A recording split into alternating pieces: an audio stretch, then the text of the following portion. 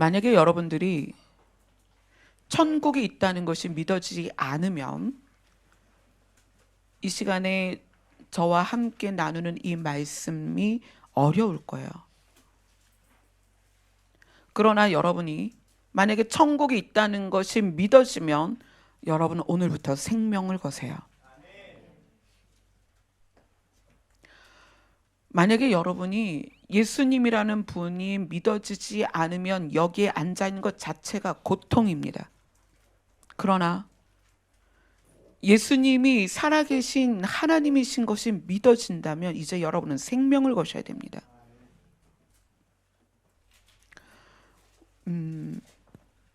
말씀을 본문으로 들어가기 전에 중요한 내용이 있어서 우선 나누겠습니다.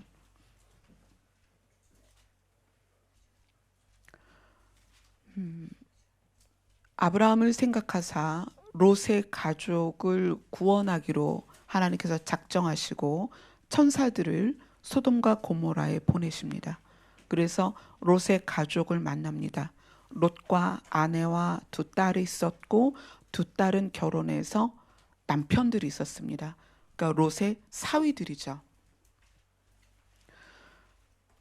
그들을 만난 천사는 이렇게 이야기를 했습니다. 이 소돔과 고모라가 타락해서 하나님이 불과 유황으로 멸하실 것이다. 불태워서 사라질 것이다. 롯과 아내와 두 딸이 그것에 대해서 심각하게 생각하고 도망가기로 작정을 합니다. 천사를 따라 나가요. 그런데 거기에 있던 사위들은 그것에 대해서 뭐라고 얘기했죠? 농담으로 여겼다고 그랬어요. 야, 그런 일이 있겠냐? 말도 안 된다. 그리고 따라 나오지를 않았습니다. 앞으로 여러분들은 주변에서 가족들이 분리되는 것을 많이 보게 될 것입니다. 그건 뭐냐면 믿는 남편과 믿지 않는 아내, 또 믿는 아내와 믿지 않는 남편들이 결합되어서 많이 살고 있어요, 지금도. 그래서 믿는 아내와 믿는 남편들이 자기의 배우자와 자녀와 가족을 끌어안고 구원받기를 소원하며 살았습니다. 지금 제가 여러분에게 드리는 말씀은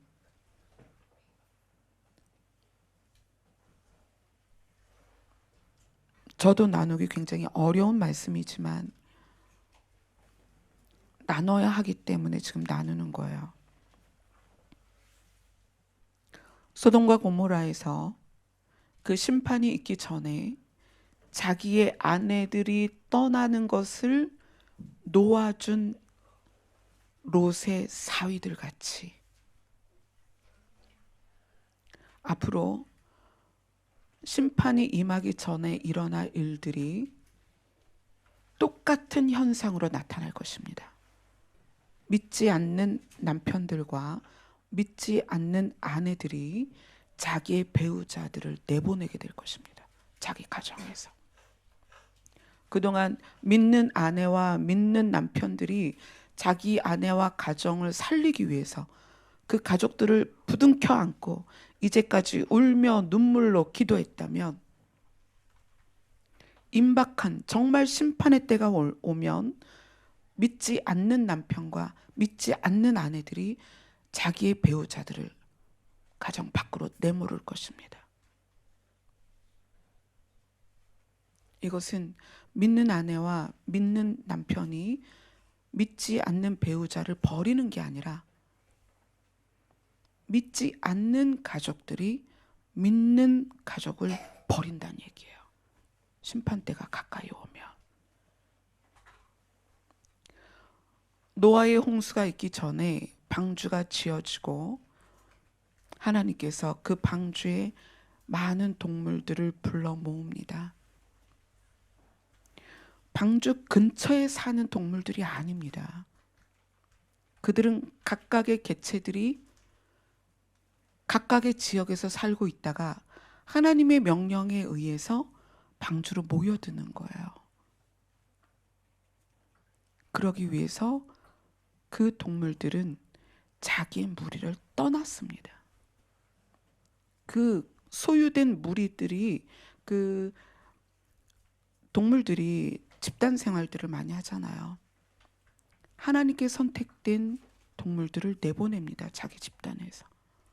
그리고 그들이 방주를 향해 와서 방주에 들어오는 거예요. 그러한 일들이 앞으로 많이 있을 것입니다. 확연하게 그런 일들이 드러날 것입니다. 이것이 가정의 분열이냐, 가정이 파괴되는 것이냐, 그런 의미가 아니고 하나님께서 살릴 자를 살리기 위해서 그러한 일이 있을 거라는 거예요. 그래서 이번 주간에 그 말씀을 받고 굉장히 마음이 무거웠습니다. 여러분, 가족을 위해서 생명을 거세요. 남편과 아내와 부모와 자녀를 위해서 여러분이 생명을 걸어서 그들을 위해서 기도하셔야 됩니다. 때가 되면 그들이 믿는 가족들을 배척하게 될 것이고 가정에서 내보내게 될 것입니다. 이미 그러한 일들이 일어나고 있습니다.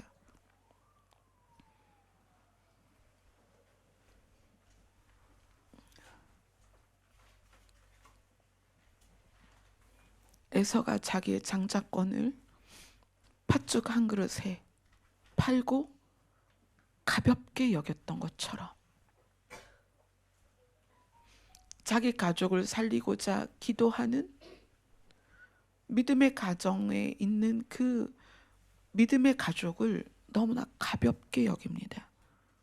심판대가 오면 더욱더 그리할 것이고 마침내는 믿는 아내나 믿는 남편을 가정에서 분리할 것입니다. 그러한 일들이 이미 일어나고 있기 때문에 여러분들은 가족을 위해서 생명 걸고 기도하셔야 됩니다.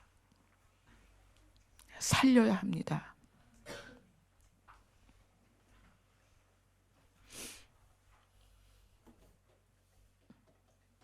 천국이 믿어지지 않고 하나님의 나라가 믿어지지 않는다면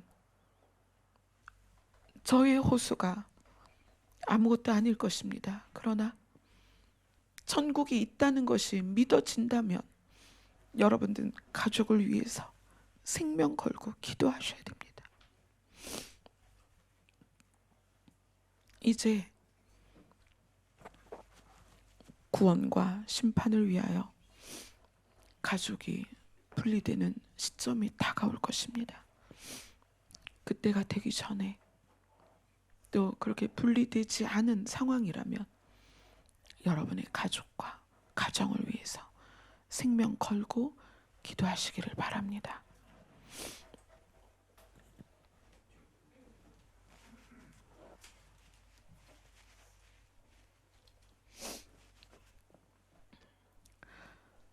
그래서 오늘 말씀이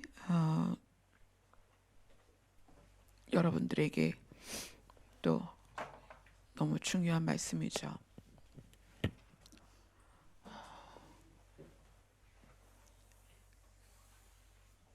에덴입니다. 하나님은 에덴에 사람을 만드셨고 그가 세상으로 쫓겨났습니다. 세상으로 쫓겨난 이유가 뭐라 그랬죠? 선악과를 따먹었죠. 누가 그렇게 했어요? 사단이 하나님과 분리시키기 위한 생각을 넣어줬고 사람은 하나님과 분리되었습니다. 그래서 육체가 되었다라고 이야기하고 육체가 된 사람은 죽을 수밖에 없다. 사망, 그리고 최종적으로는 지옥으로 갈 수밖에 없습니다. 하나님은 사람을 너무나 사랑하셨습니다. 그래서 이것을 깨우기 위해서 하나님의 영을 보내셨고, 성령께서는 우리 안에 있는 하나님의 속성, 이것을 금요일날 이렇게 설명을 드렸습니다. 하나님께서는 사람을 만드시고, 창세기 보면 동물들은 뭘로 만들었을까? 사람도 흙으로 만들었고 동물도 흙으로 만들었는데 사람만 하나님의 성분을 넣어줬다. 신의 성분. 물건을 만들 때 성분이 있잖아요. 신의 성분이 뭐다? 영입니다. 영. 사람만 신의 성분, 신의 성분, 그게 뭐다? 영이다. 영을 넣어주셨다. 그래서 성령께서 신의 성분인 우리의 영을 찾아와서 우리의 영을 깨워서 그 다음에 예수 그리스도로 말미암아 이 죄가 되어버린, 사단이 우리에게 씌워버린 육체의 죄를 완전히 제거하고, 그 다음에 이 사람이 어디를 가도록 한다? 천국, 하나님의 나라. 자, 그 다음에 우리가 이제 이걸 나누고 나서 열처녀 비유를 배웠습니다. 하나님의 나라는 이러하다. 열처녀가 있다. 열처녀는 누구냐면 성도다. 신부다. 그러면 요거는 어느 단계냐면 천국과 하나님의 나라로 가게 된 이 사람들을 말하는 거죠. 그죠? 육체에 있지만 성령이 찾아오셔서 신의 성분인 영이 깨어나서 예수님을 믿게 됐고 예수님 안에 있는 새 생명을 받아서 천국에 가게 된 열처녀입니다. 그게 성도이고 신부입니다. 근데 이 열처녀가 어떻게 나뉜다? 지혜로운 다섯 처녀로, 또 하나는 미련한 다섯 처녀로 나뉜다. 이게 이제 지난주에 본 말씀입니다. 이들의 공통점, 등이 있었다. 불도 있었다. 등 불도 켜 있었다. 차이는 뭐다? 지혜로운 다섯 처녀는 그릇에 기름이 있었다. 미련한 다섯 처녀는 없었다.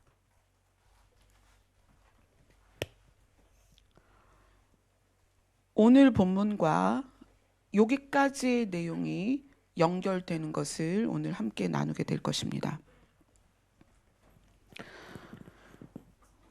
자, 어디로 가냐면 히브리서로 갑니다.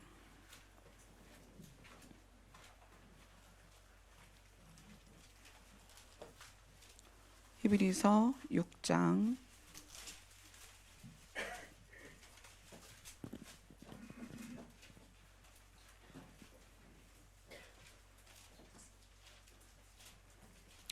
4절 5절. 히브리서 6장 4절 5절입니다. 시작. 한 번 빛을 받고 하늘의 은사를 맛보고 성령에 참여한 바가 되고 하나님의 선한 말씀과 내세의 능력을 맛보고. 거기까지 볼게요. 4절 5절. 한 번 빛을 받고, 이 빛은 무슨 빛이냐면 하나님의 영광을 아는 빛.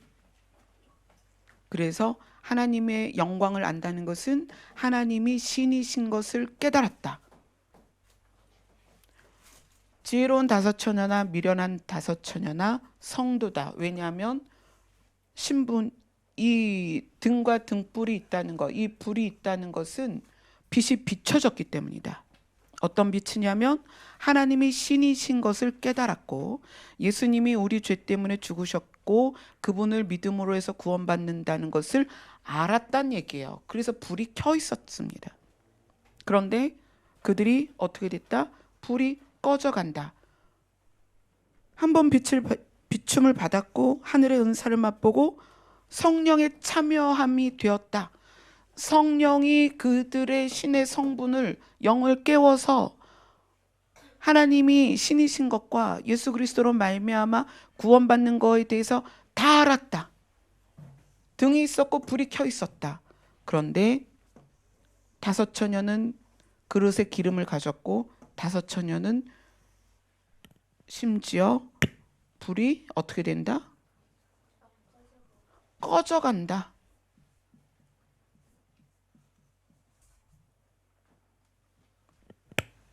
그래서 이들의 삶의 모습이 어떻게 드러나냐면 7절 8절 히브리서 6장 7절 8절을 같이 읽습니다. 시작. 땅이 그 위에 자주 내리는 비를 흡수하여 밭가는 자들이 쓰기에 합당한 채소를 내면 하나님께 복을 받고 만일 가시와 엉겅퀴를 내면 버림을 당하고 저주함에 가까워 그 마지막은 불사름이 되리라. 아멘. 하나님께 복을 받는 자들은 어떠냐면 채소를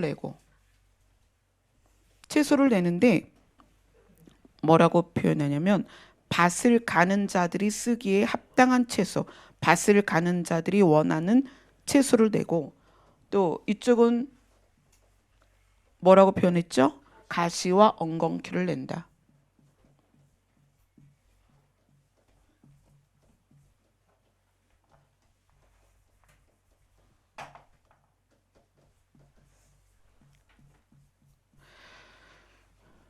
지혜로운 다섯 처녀는 결론이 밭을 가는 자들이 원했던 채소를 냈고 미련한 다섯 처녀는 결론이 가시와 엉겅퀴를 내서 결국 불에 던져지는 심판을 당했다는 거예요. 자, 그러면 이것과 이 그림의 연관성을 한번 보도록 하겠습니다. 어디로 가냐면 창세기로 갑니다. 창세기 1장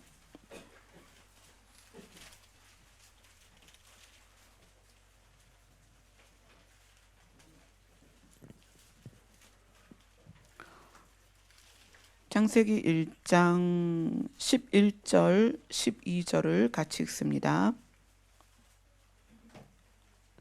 시작. 하나님이 이르시되 땅은 풀과 씨 맺는 채소와 각기 종류대로 씨 가진 열매 맺는 나무를 내라 하시니 그대로 되어 땅이 풀과 각기 종류대로 씨 맺는 채소와 각기 종류대로 씨 가진 열매 맺는 나무를 내니 하나님이 보시기에 좋았더라. 그래서 어떻게 되었냐면 29절을 갑니다. 창세기 1장 29절 같이 읽습니다. 시작. 하나님이 이르시되 내가 온 지면에 씨 맺는 모든 채소와 씨 가진 열매 맺는 모든 나무를 너희에게 주노니 너희의 먹을거리가 되리라. 아멘. 하나님께서 죄가 들어오기 전에 사람에게 먹을거리로 주신 것이 무엇이다? 채소였다. 또 열매, 씨 맺는 열매가 있는 나무, 채소와 열매 나무였다.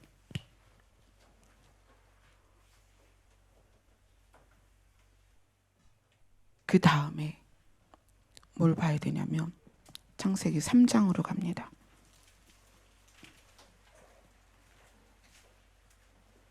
17절 19절까지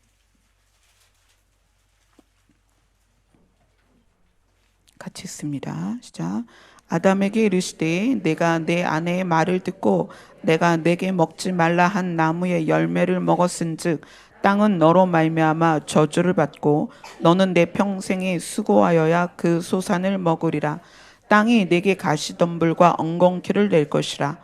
내가 먹을 것은 밭의 채소인즉 내가 흙으로 돌아갈 때까지 얼굴에 땀을 흘려야 먹을 것을 먹으리니 내가 그것에서 취함을 입었음이라. 너는 흙이니 흙으로 돌아갈 것이니라 하시니라. 하나님이 죄를 지은 아담에게 말씀하십니다. 에덴에서 쫓겨난 아담에게 너 이제 밭을 갈아서 너의 먹을거리를 직접 재배를 해라. 너는 채소를 먹어야 된다. 그러니까 땅에서 채소가 나게 하라. 그러나 그 땅은 어떤 땅일 것이다? 가시와 엉겅퀴가 뒤덮인 땅일 것이다. 땅 스스로는 가시와 엉겅퀴를 낸다는 거예요. 그런데 너는 그 땅을 일구어서 무엇을 구해라? 채소가 나게 하라는 거예요. 23절입니다. 창세기 3장 23절. 같이 읽습니다. 시작. 여호와 하나님이 에덴 동산에서 그를 내보내어 그의 근원이 된 땅을 갈게 하시니라.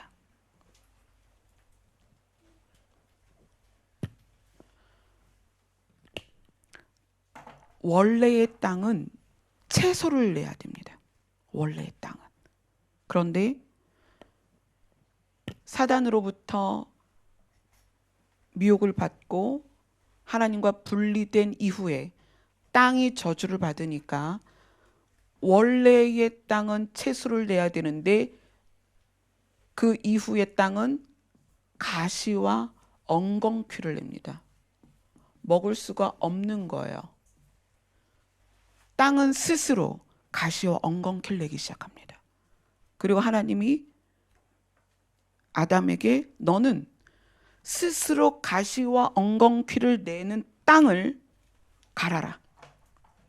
그리고 뭐가 나게 해라? 채소가 나게 해라. 그리고 이거를 먹어라. 사람에게 주어진 명령이 무엇이냐면 스스로 나고 스스로 자라나는 가시와 엉겅퀴 같은 우리의 본질, 그 본질이라는 것을 이렇게 설명하십니다. 그의 근원이 된 땅이다. 우리의 근원이 땅에서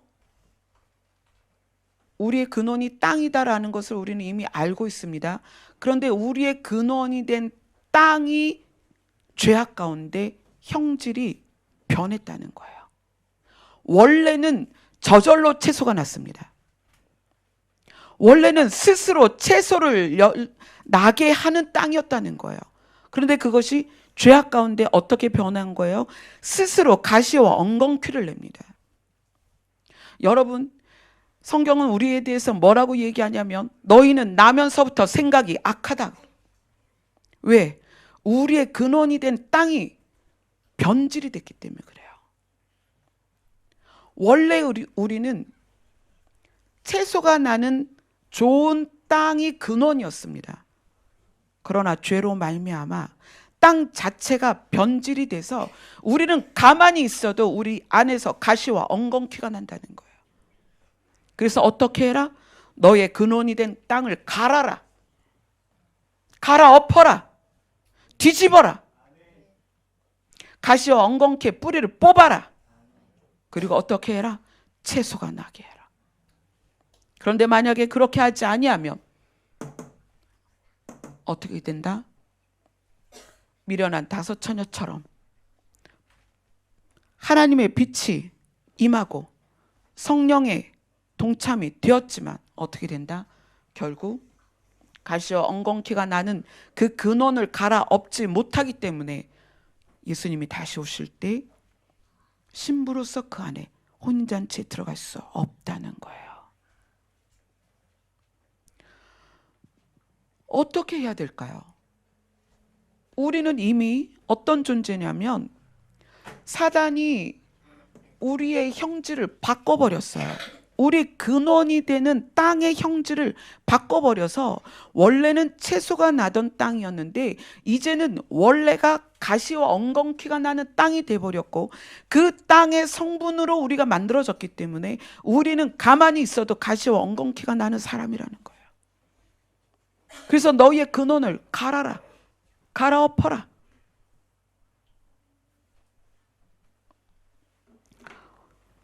오늘 본문으로 갑니다.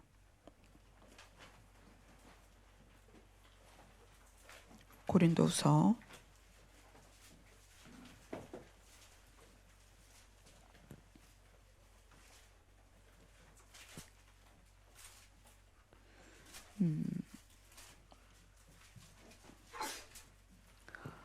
16절은 이렇게 이야기합니다. 우리가 이러한 상황에서 16절을 같이 읽습니다. 시작. 그러므로 우리가 낙심하지 아니하노니 우리의 겉사람은 낡아지나 우리의 속사람은 날로 새로워지도다. 바울은 이 우리의 육신에 대해서 뭐라고 부르냐면 겉사람이다 이렇게 불러요. 그리고 신의 성분으로 된 영, 이것을 뭐라고 불러요? 속사람이다 이렇게 불러요.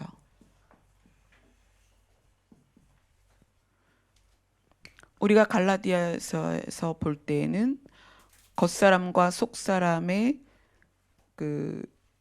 너무나 다른 성질 때문에 어떻게 해야 된다? 본성을 거슬러야 한다. 겉사람이 추구하는 것과 속사람이 추구하는 것이 너무 다르다. 그래서 서로의 본성을 거슬러야 한다. 근데 바울은 이 겉사람과 속사람에 대해서 또 다른 표현을 했습니다. 뭐라고 표현했냐면 4장 7절을 한번 보세요. 4장 7절 한 절 같이 읽습니다. 시작. 우리가 이 보배를 질그릇에 가졌으니 이는 심히 큰 능력은 하나님께 있고 우리에게 있지 아니함을 알게 하려 함이라.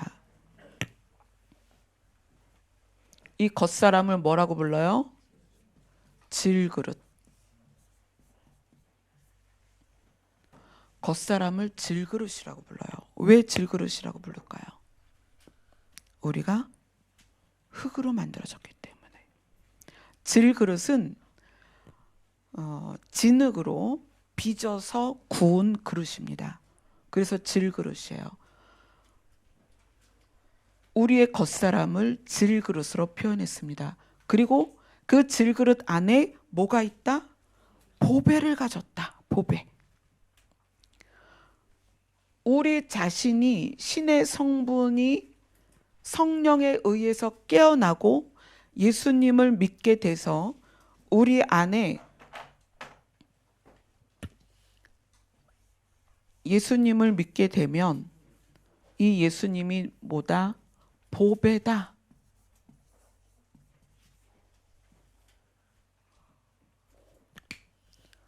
우리는 질그릇이고 예수 그리스도는 보배다. 이러면서 겉사람과 속사람에 대해서 설명을 합니다. 바울이 지금 추구하는 것은 뭐냐면 11절을 보세요. 4장 11절. 4장 11절을 같이 읽습니다. 시작.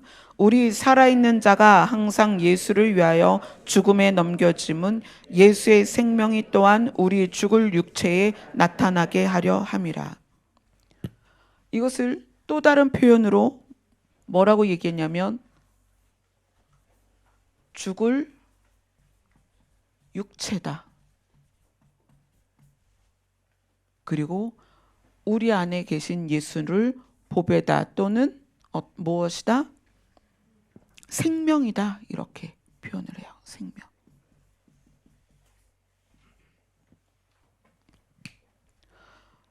세 시간에 걸쳐서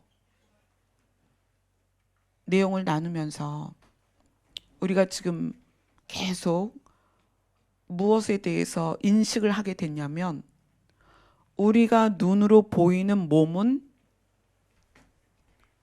본질인 흙으로 돌아갈 것이다. 죽을 것이다. 그런데 알고 보니까 인생은 그걸로 끝나는 게 아니더라는 거죠. 우리 안에 있는 신의 성분은 죽을 수 없는 영이란 말이에요. 그 영이 지옥을 갈 것이냐 천국을 갈 것이냐라는 중대한 갈림길에 있다는 거예요. 이것이 안 믿어지면 이 내용이 아무것도 아니지만 이게 믿어진다면 여러분 이게 굉장히 심각한 이야기입니다.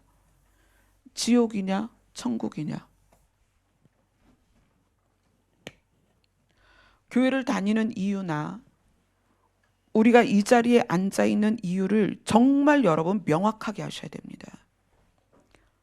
처음에 제가 생명을 거르라고 하셨는 그렇게 말씀을 드렸는데 이것이 요 단계에서 여기까지 가는 것이 수십 년 걸리는 일이 아니기 때문에 그래요. 이게 이렇게 살다가 열 처녀 중에 속해 있다가 5명으로 언제 나뉠지는 모르겠지만 열 처녀로 속해 있다가 예수 그리스도가 오시든지 열 처녀로 속해 있다가 우리의 육신이 죽게 되든지 이러한 것에 대해서 우리가 누구도 그 기한을 알 수 없기 때문에 제가 생명을 걸라는 거예요. 주님 가르쳐 주신 기도에 어떤 부분이 있냐면 일용할 양식을 달라는 기도를 해요. 왜 그럴까요? 욕심을 버리라는 얘기일까요? 아니요. 오늘 그 기도를 한다면 오늘 이후 그 다음날을 장담할 수 없기 때문이에요. 우리에게 일용할 양식을 주옵시고 왜 하루치 양식만 구하냐는 거예요. 다음날 내가 살아있을지 죽을지 아무도 모른다는 거예요. 그것이 연세 많은 분에게만 적용되는 것이 아니라 여기 앉아있는 아이들까지도 적용되는 말씀입니다. 우리에게 일용할 양식을 주옵시고 왜 하루치 양식만 구하냐고요. 우리에게 한 달치 양식, 1년치 양식을 달라는 기도가 아니라 왜 하루치 양식만 구하냐고요. 그 다음날 내가 이 기도를 또 할 수 있을까? 나에게 남겨진 생명이 내일도 모레도 글피도 계속 있다는 그것을 보장할 수 없기 때문이에요. 내가 오늘 이 기도를 한다면 오늘이 마지막일 수 있기 때문에 오늘 먹을 양식을 주시옵소서. 내일은 저도 모릅니다. 천국과 지옥이 여러분 믿어지시면 여러분 생명 거셔야 돼요. 우리는 내일을 알 수 없기 때문입니다. 이것에 대해서 그러면 이 고린도 후서를 바울이 적으면서 겉사람과 속사람에 대해서 이야기를 하고 우리는 질그릇인데 우리 안에 예수 그리스도가 있다. 그러면서 오늘 말씀의 제목으로 참으로 우리가 여기에 있지만 하늘로부터 오는 우리의 처소를 덧입었으면 너무 좋겠다. 하늘로부터 오는 우리의 처소가 예수님이 우리를 위해 예비하신 처소이며 우리가 영원히 살 하나님의 나라입니다. 근데 이것을 하나님의 나라를 준비하는 것, 그 처소를 덧입는 것, 우리가 우리의 근원이 되는 우리를 갈아엎어서 채소가 나게 하는 것, 가시와 엉겅퀴가 나지 않도록 하는 이 모든 것들에 대해서 어떻게 해답을 구할 수 있는가? 여러분이 설교를 많이 듣고 성경 공부를 많이 하고 열심히 훈련한다고 해서 스스로 가시와 엉겅퀴를 내는 여러분의 근원이 되는 밭이 변할 것이냐? 그렇지 않습니다. 만약에 성경 공부와 제자 훈련과 여러분의 노력으로 가시와 엉겅퀴를 내는 그 우리의 근원이 되는 땅의 형질이 바뀌었다면 교회가 이렇게 타락할 수 없습니다. 얼마나 많은 교회가 성경 공부를 하고 얼마나 많은 교회가 체계적으로 성도를 가르칩니까? 배우고 가르쳐서 가시와 엉겅퀴를 내는 우리의 근원이 바뀔 수 있다면 저는 이렇게 설교할 필요가 없어요. 여러분 교제사다 공부하세요. 매뉴얼 쫙 만들어 놓고 그거대로 하세요. 그러나 그렇게 해서 우리의 형질이 바뀌지 않기 때문에 예수님이 죽으신 거예요. 그리고 성령이 오신 거예요.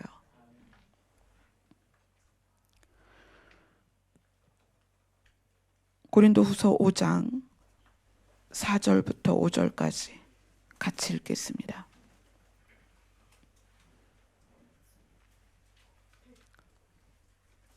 시작. 참으로 이 장막에 있는 우리가 짐진 것 같이 탄식하는 것은 벗고자 함이 아니요 오히려 덧입고자 함이니 죽을 것이 생명의 삼킨 바 되게 하려 함이라. 곧 이것을 우리에게 이루게 하시고 보증으로 성령을 우리에게 주신 이는 하나님이시니라.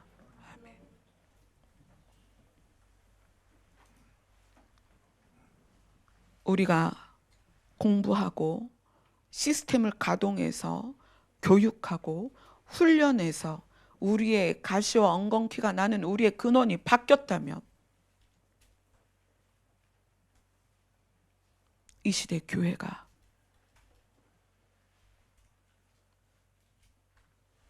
진짜 교회가 되었을 것입니다. 그러나 가시와 엉겅퀴를 내는 우리의 근원은 교육으로 바뀌는 것이 아닙니다. 오늘 말씀은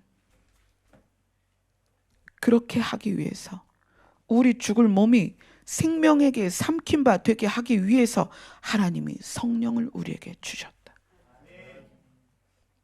성령이 아니고서는 우리의 본질이 바뀔 수가 없습니다. 우리의 본질은 여기에서 출발했습니다. 근데 이곳은 하나님이 완벽하게 세우신 하나님의 나라입니다. 하나님만 운행하시던 곳이라는 거예요. 우리가 가시와 엉겅퀴가 내는 저절로 가시와 엉겅퀴가 날 수밖에 없는 그런 형질의 상태에서 어떻게 채소가 나는 그런 사람으로 바뀌는가? 그릇에 기름이 있어야 된다는 거예요. 우리 질그릇에 기름이 부어져야 된다는 거예요. 그래야 채소가 난다는 거예요. 그럼 우리 그릇, 이 질그릇인 우리 안에 무엇이 부어져야 되는가? 하나님의 영이 부어져야 합니다. 그것이 아니고 교육으로 될까요? 아니요. 훈련으로 될까요? 아니요. 왜 우리가 지금 예배 형태를 바꿨죠? 왜 나를 드리는 예배로 나아가죠? 왜 기도하자고 하죠? 왜 철야를 하죠? 여러분이 지식으로는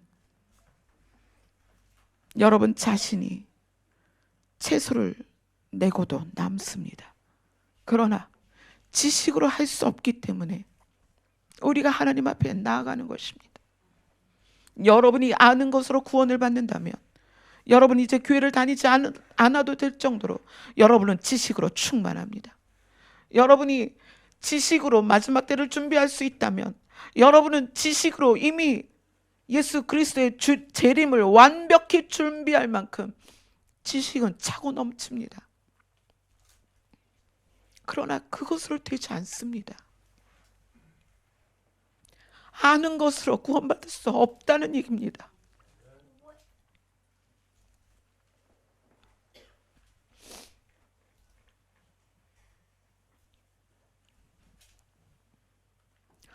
성령이 아니고서는, 하나님의 영이 아니고서는 우리 안에 있는 속사람, 하나님의 영의 성분으로 만들어진 우리의 속사람이 바뀔 수가 없습니다.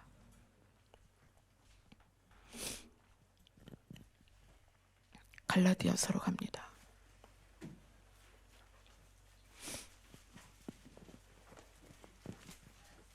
갈라디아서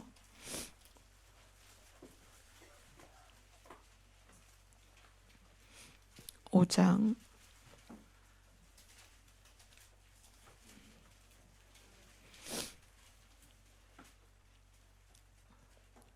5절 6절을 같이 읽습니다. 시작.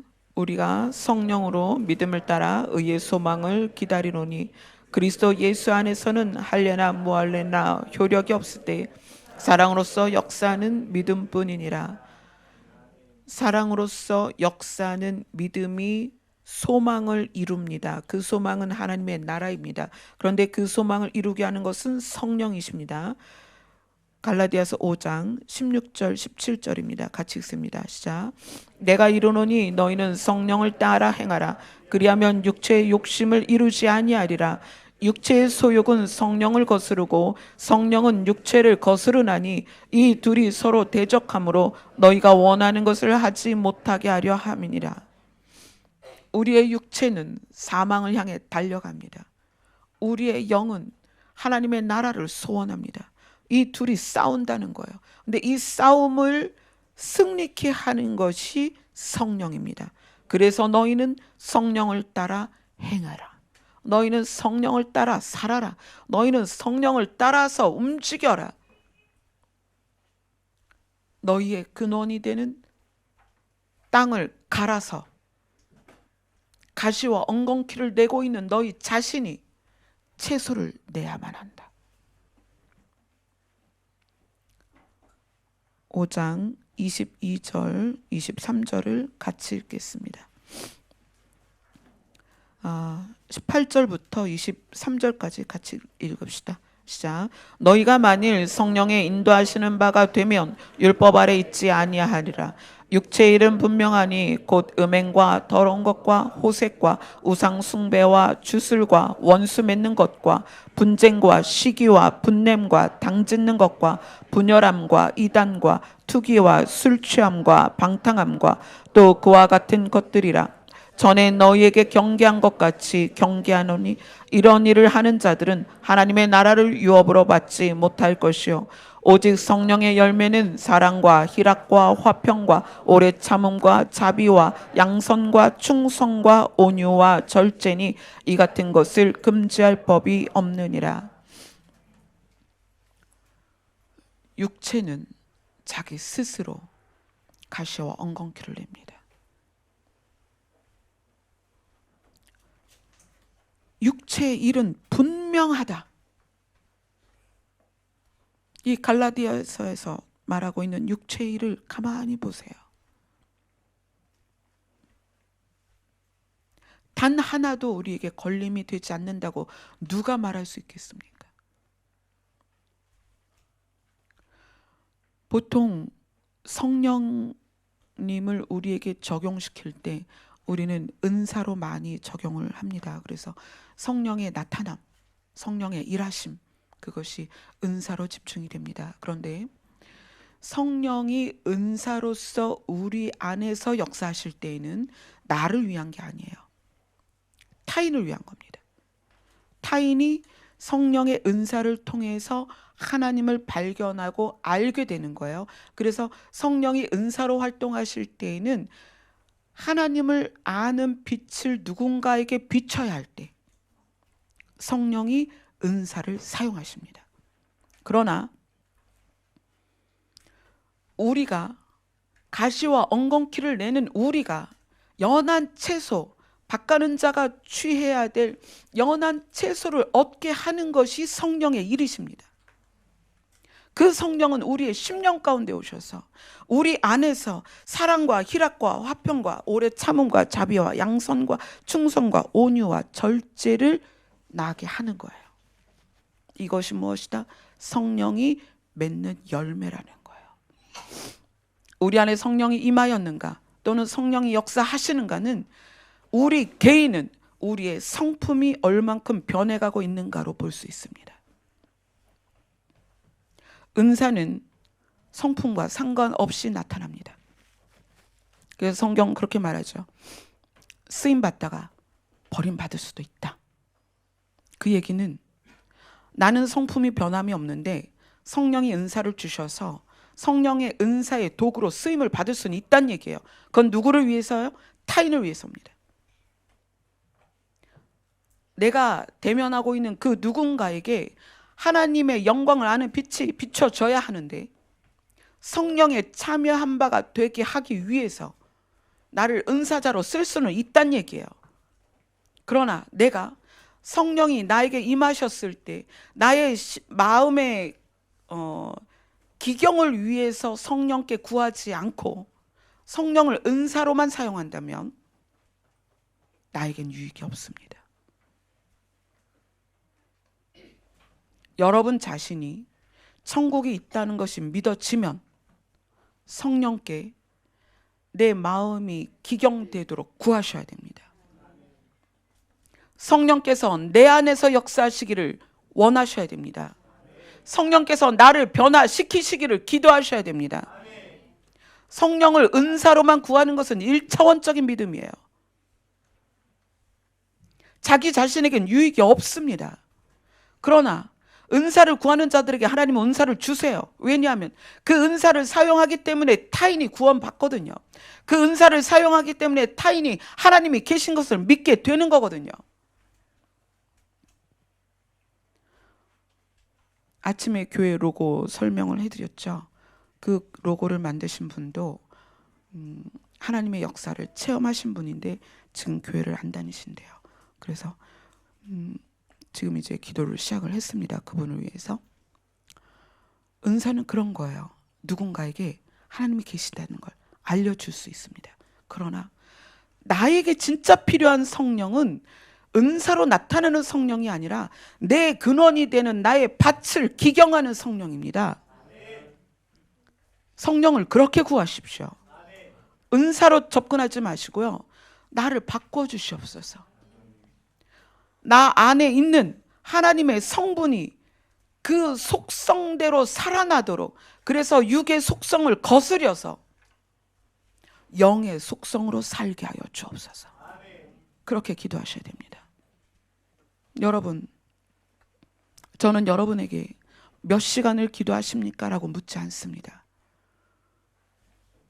하나님 앞에 여러분이 앉아 있기를 소원하고 계십니까?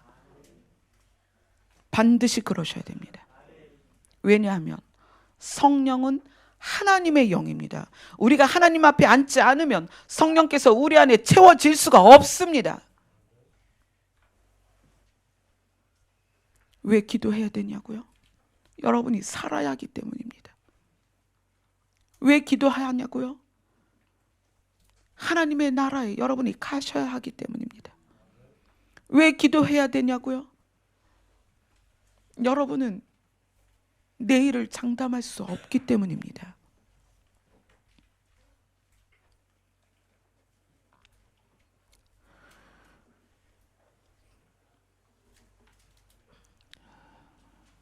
제가 여러분에게 진지해달라고 계속 요청을 합니다. 하나님에 대하여, 우리의 믿음에 대하여, 우리의 신앙생활에 대해서 좀 더 진지해지세요. 얼만큼 진지해야 되냐면 생명을 걸어야 합니다. 여러분이 영과 육이 분리되면 그 다음에 기회가 없습니다. 여러분의 영과 육이 분리되면 여러분의 근원이 되는 밭을 기경할 기회가 없단 얘기예요. 여러분이 여전히 가시와 엉겅퀴를 내다가 영과 육이 분리가 되면 그걸로 끝입니다. 심각하게 여러분 이걸 받아들이세요. 우리 주일학교 어린이들도 마찬가지입니다. 여러분에게 허락된 시간이 얼마나 될까요? 정말 심각하게 내 안에서 가시와 엉겅퀴가 여전히 나고 있는지, 먹기에 좋은 연한 채소가 나오고 있는지,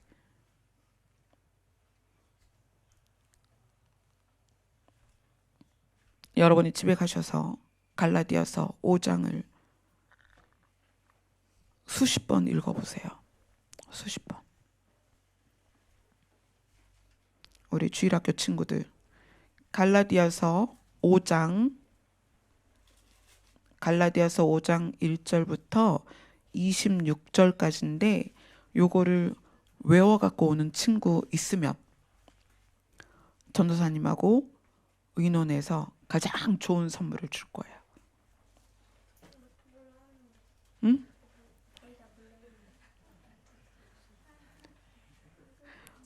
도전해 볼 사람이 있어?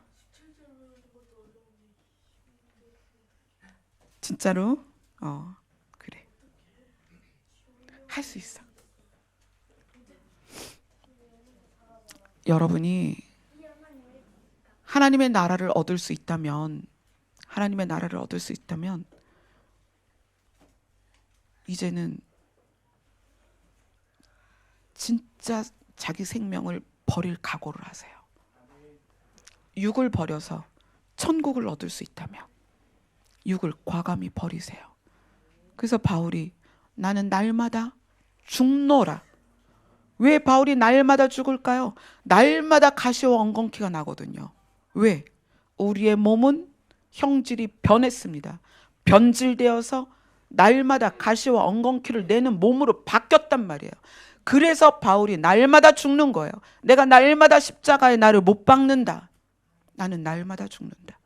그래야 내 안에 예수 그리스도가 삽니다. 아멘. 기도하겠습니다.